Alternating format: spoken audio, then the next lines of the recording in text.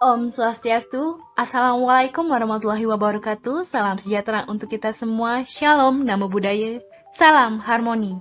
Pada kesempatan kali ini, kami dari kelompok 6 akan menyampaikan materi terkait dengan rancangan pengembangan media dengan model ADDA. Namun, sebelum itu, izinkan saya menyampaikan identitas dari anggota kelompok 6.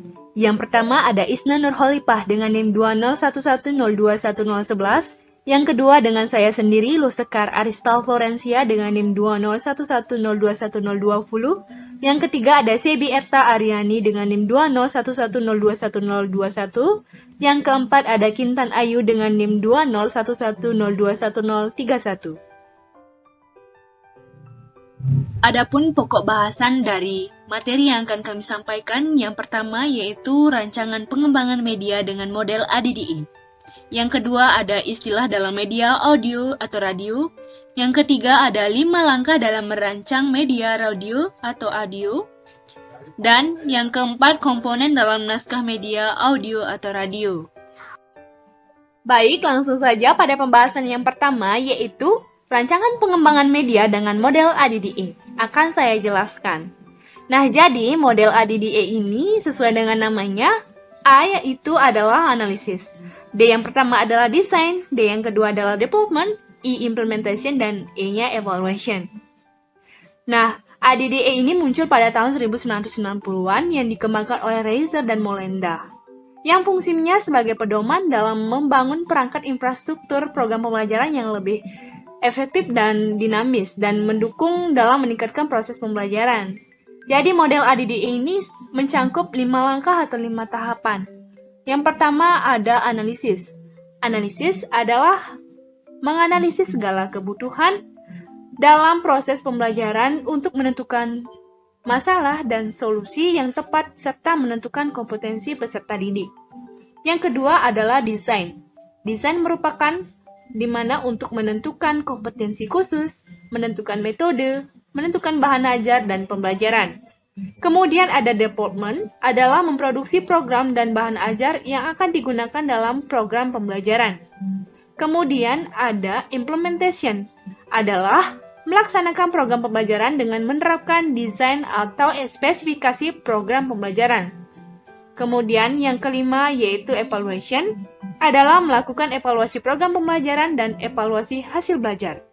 Nah, berdasarkan uraian tersebut, maka dapat disimpulkan bahwa model ADDA ini adalah rangkaian sederhana untuk merancang pembelajaran di mana prosesnya dapat ditetapkan dalam berbagai pengaturan karena strukturnya yang umum.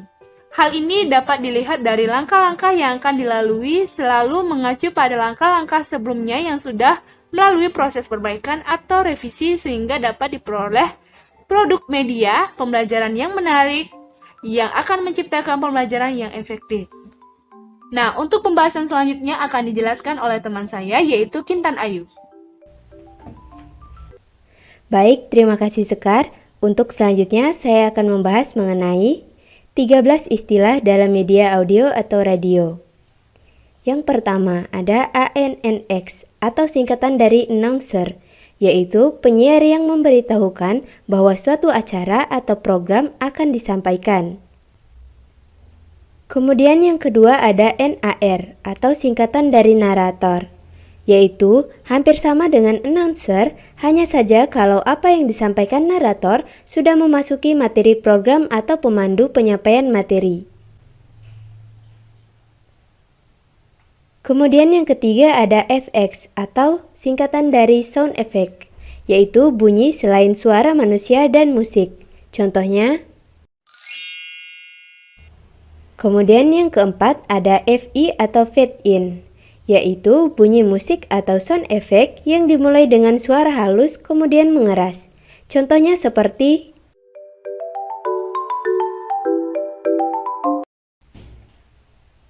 Kemudian yang kelima ada FU atau singkatan dari fade up, yaitu bunyi musik yang masuk mengeras dengan segera. Contohnya seperti set bell. Kemudian yang keenam ada FO atau fade out, yaitu musik atau bunyi-bunyi perlahan-lahan hilang. Contohnya seperti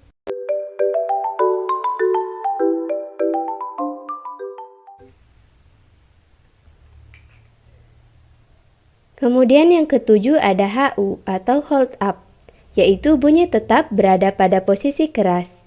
Contohnya seperti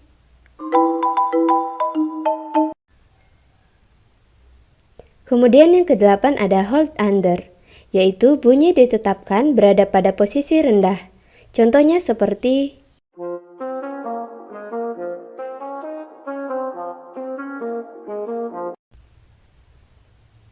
Selanjutnya yang kesembilan ada crossfade, yaitu musik atau suara yang terdahulu perlahan menurun sementara suara-suara baru perlahan naik sampai suara yang lama menghilang dan suara yang baru mengeras.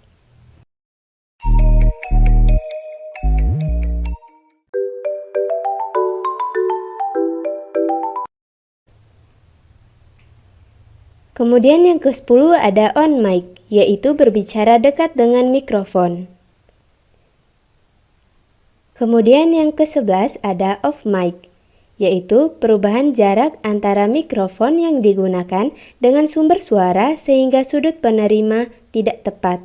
Suara yang dihasilkan pun menurun levelnya.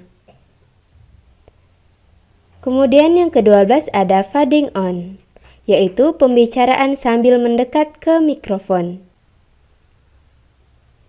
Dan yang ke-13 adalah fading off, yaitu pembicaraan sambil menjauh dari mikrofon. Untuk pembahasan selanjutnya akan saya serahkan kepada rekan saya Isna. Baik, terima kasih kepada Kintan. Di sini saya akan menjelaskan 5 langkah dalam merancang media audio atau radio. Yang pertama ada analisis, yaitu melakukan kegiatan analisis kebutuhan untuk mengetahui persoalan-persoalan dalam pembelajaran di sekolah dan mencari alternatif solusi permasalahannya. Yang kedua ada desain, yaitu menyusun cetak biru dari rancangan model media audio yang akan dikembangkan, dilengkapi, dan disesuaikan dengan model ADDIE. Yang ketiga ada pengembangan produk, yaitu menyusun GBIM, rancangan pengembangan bahan belajar, penyusunan naskah dan bahan penyerta, dan produksi serta evaluasi formatif yang bertujuan untuk perbaikan produk yang dihasilkan. Yang keempat ada implementasi, yaitu menyiapkan lapangan dalam rangka implementasi pemanfaatan media audio yang dihasilkan.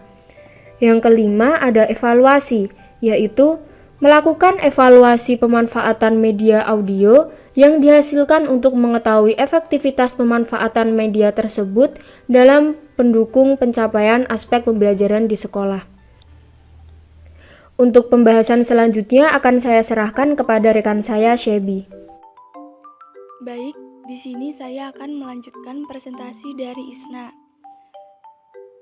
Selanjutnya yaitu komponen dalam naskah media audio radio. Yang pertama yaitu bahasa yang digunakan tentu bahasa percakapan. Yang kedua, musik dalam program media dibuat sesuai dengan suasana pesan yang akan disampaikan. Berbagai jenis musik yang digunakan diantaranya, yang pertama musik tema. Musik tema yang menggambarkan watak dan situasi sesuai program. Musik pengenal ini biasanya diketahui pada program dimulai dan pada akhir program. Kedua, musik transisi. Musik transisi digunakan sebagai penghubung dua adegan dan tidak terlalu panjang.